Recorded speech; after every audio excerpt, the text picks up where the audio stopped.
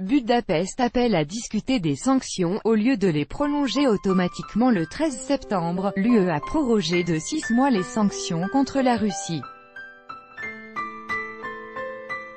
Pourtant, selon le chef de la diplomatie hongroise, avant de prendre de telles mesures, il faut en discuter au lieu de les prolonger automatiquement sans analyser les résultats.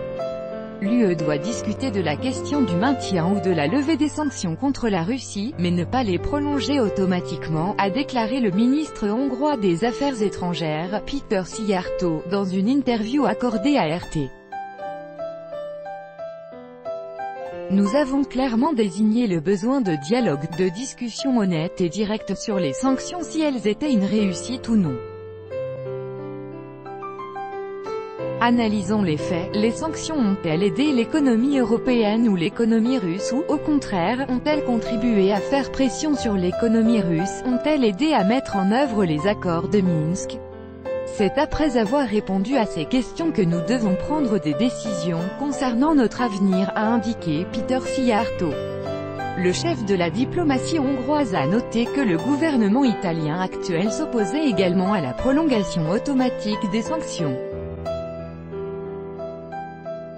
Aujourd'hui, le gouvernement italien actuel semble partager l'idée que la prolongation automatique de sanctions ne doit pas avoir lieu, et des discussions s'imposent.